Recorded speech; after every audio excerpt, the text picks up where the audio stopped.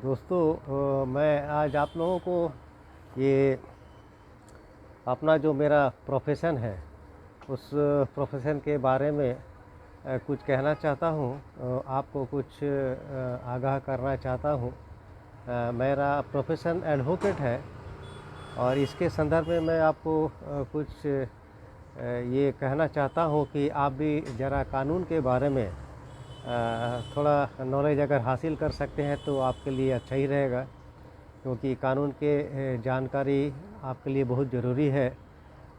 अब जो भी समय चल रहा है इस वक्त अपने आप को कानून के दायरे में रखते हुए कानून के बारे में कुछ अगर आप जान लेते हैं तो ये आपके लिए बहुत ही अच्छा रहेगा। आपको ये मालूम होगा कि हमारे संविधान अभी 2023 में प्रेजेंट गवर्नमेंट द्वारा काफ़ी ज़्यादा चेंजेस किया गया है। ये चेंजेस जैसा कि पहले हमारे यहाँ पे इंडियन पेनल कोड आईपीसी जिसको कहते थे, वो इंडियन पेनल कोड जो 1860 में जो उस समय ब्रिटिश का समय था और ये चालू किया गया था। ये हमारे संविधान में जो भी लॉ बना हुआ था वो था इंडियन पेनल कोड 1860। अब वो बदल करके आ गया है भारतीय न्याय संहिता 2023। तो जो भी इंडियन पेनल कोड में जो भी धाराएं, जो भी सेक्शंस वगैरह थे, वो चेंज होकर के काफ़ी सारा चेंजेस आया हुआ है। आप देख सकते हैं, बुक्स भी ले सकते हैं, यहाँ आप नेट में भी दे सकते हैं। तो भारतीय न्याय संहिता अब आ गए है किसके बदले में? इंडियन पेनल कोड 1860 के बदले में भारतीय न्याय संहिता BNS जिसको शॉर्ट में कहा जा रहा है, BNS 2023 में। दूसरा जो चेंजेस आया है जो 1973 का था, कोड ऑफ क्रिमिनल प्रोसीजर 1973, ये बदल के आ गया है भारतीय नागरिक सुरक्षा संहिता यानी BNSS। अब ये बदल के आ गया BNSS 2023। काफ़ी सारा धारा है, काफ़ी सारा सेक्शंस जो अमेंडमेंट हुआ है, जो चेंजेस हुआ है, ये अब हमारे यहाँ लागू है हमारे संविधान में।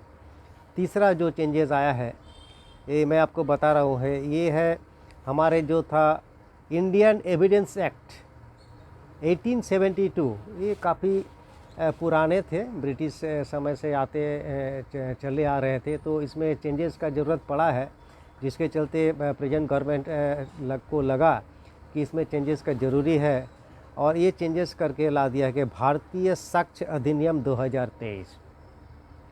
तो दोस्तों, मैंने आपको 3 बात बताए। एक इंडियन पेनल कोड के बदले में आ गया BNS भारतीय न्याय संहिता, कोड ऑफ क्रिमिनल प्रोसीजर 1973 के जगह आ गया भारतीय नागरिक सुरक्षा संहिता BNSS। तीसरा जो मैं आपको जस्ट बताया ये है इंडियन एविडेंस एक्ट जो 1872 का था, वो आ गया है भारतीय साक्ष्य अधिनियम BSA। ये चेंजेस हमारे यहाँ पे आए हैं।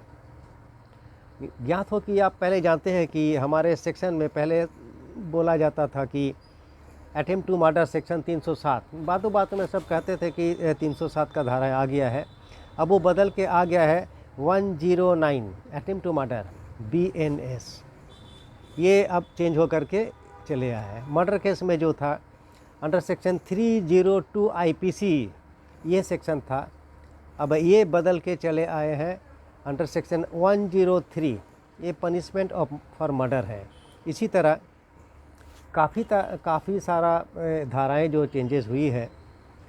और पहले जो था आपका इंडियन पेनल कोड में अंडर सेक्शन 305 में abetment of suicide of child और इंसेंट पर्सन, वो अब बदल के आ गया 107 BNS। इसी तरह जैसा 354 था, 354 या पोक्सो में भी काफ़ी धाराएं चेंज हुई है। तो ये सब चेंजेस के बारे में आपको जानकारी लेना ज़रूरी है। अगर आप चाहें तो कोई किताब भी खरीद सकते हैं या तो आप नेट में भी देख सकते हैं। क्रिमिनल प्रोसीजर कोड में भी इसी तरह बहुत चेंजेस आए हैं। जो CRPC में था वो अब भारतीय नागरिक सुरक्षा संहिता के तहत बदल चुका है। इसमें भी हम लोग काफ़ी सारा चेंजेस को हमको मिले हैं। जितने भी एडवोकेट्स हैं और कानून के जितने भी जानकार हैं, ये लोग को ये नए जो इम्प्लीमेंट हुआ है, नए धाराएँ आए हैं, नए जो किताबें हैं, इसको लेकर के अब कंटिन्यू करना पड़ रहा है।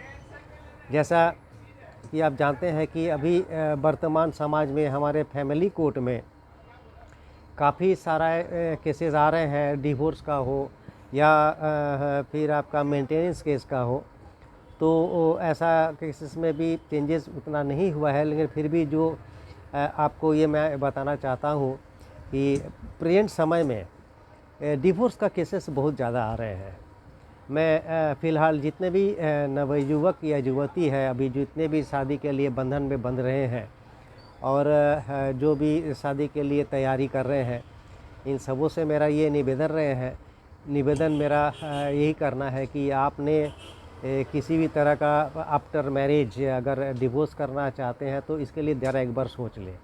हमारे संविधान एवं हमारे न्याय प्रणाली भी ये कहता है कि अगर डिवोर्स कोई फाइल भी करते हैं, इसके पहले उनको मीडिएशन में भेजा जाता है। मीडिएशन मतलब होता है कि मध्यस्थता, कि पहले ये डिवोर्स एक सही चीज़ है कि तुरंत के डिवोर्स कर दिए हैं और करना चाहते हैं तो इसके लिए थोड़ा सोच विचार कर लें। जिसके लिए पहले भी प्रावधान था कि 6 महीने का समय दिया जाता था। आज अगर आप डिवोर्स फाइल करते हैं म्यूचुअल डिवोर्स में भी 6 महीने का इसलिए वक्त दिया जाता है क्योंकि आप इन बिटवीन जो 6 महीने का समय रहता है, अगर आपको लगे कि मैं डिवोर्स नहीं करना है, हमें फिर से रहना है, जो भी मीडिएशन में समझाया जाता है या बोला जाता है, इसके कहना अनुसार अगर आप मान जाते हैं तो अच्छी है कि डिवोर्स ऐसा तो ज़रूरी नहीं है।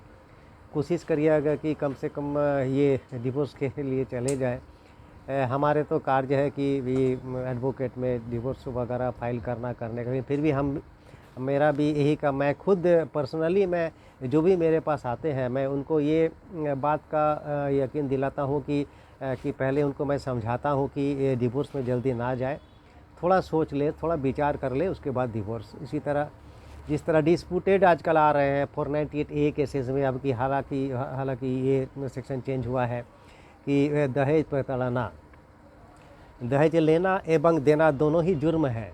तो दहेज के संदर्भ में आपको ये कहना चाहता हूँ, अगर ऐसा केसेस आते हैं कि आप इसमें कोई केस वगैरह फाइल करना चाहते हैं तो उसके पहले सोच ले, कोशिश करिएगा कि जितना भी हो सके आप इसमें कॉम्प्रोमाइज़ करें और आपस में वार्तालाप करें।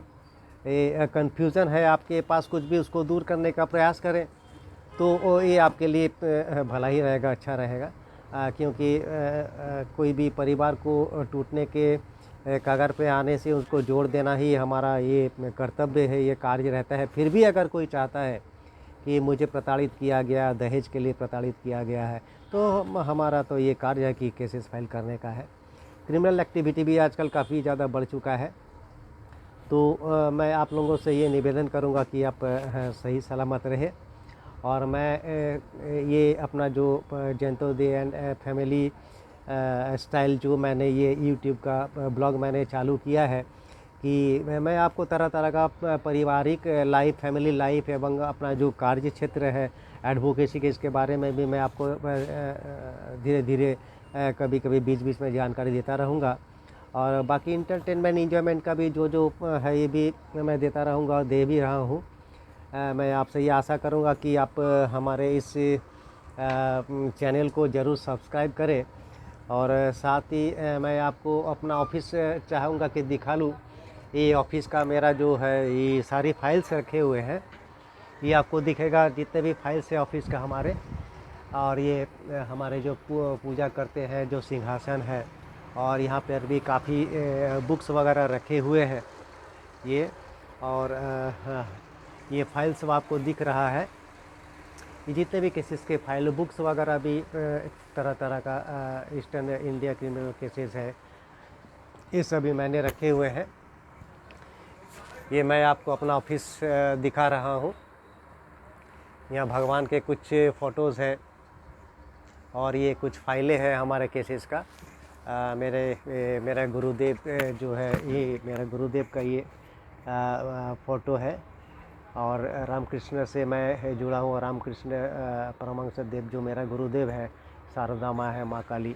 और इसी तरह मैं अपना इस चेम्बर को सजा करके रखा हूँ और अपना कार्य मैं यहीं पे करता हूँ। ये आपको जो फाइलें दिख रहा है ये सब हमारे केसेस के फाइल है। ये मैं डेली का पूजा जो होता है, तो इसी तरह मैं एक छोटा मोटा एक ऑफिस बना के रखा हूँ।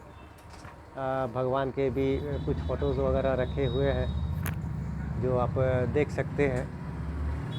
तो मैं दोस्तों आप लोगों को मोटा मोटी आज इस वीडियो के तहत ये संदेश देना चाहता हूँ कि जो चेंजेस आए हैं अपने लॉ में, इसके बारे में ज़रूर जानकारी रखें। मैं आपको जितना हो सके मैं बता दिया हूँ। और कोशिश करें मेरे इस यूट्यूब चैनल को ज़्यादा से ज़्यादा सब्सक्राइब करें। मैं जो भी आपका सवाल आएगा, प्रश्न आएगा, मैं फ्री लीगल एड देने के लिए तैयार हूँ। इसी के साथ मैं आप लोगों को धन्यवाद देना चाहता हूँ। नमस्कार। ज़रूर लाइक करें, सब्सक्राइब करें और कमेंट्स करें। किसी भी तरह का कोई क्वेरीज़ है तो मुझसे ज़रूर पूछें, मैं तैयार हूँ आपको सजेशन देने के लिए। थैंक यू, धन्यवाद, नमस्कार।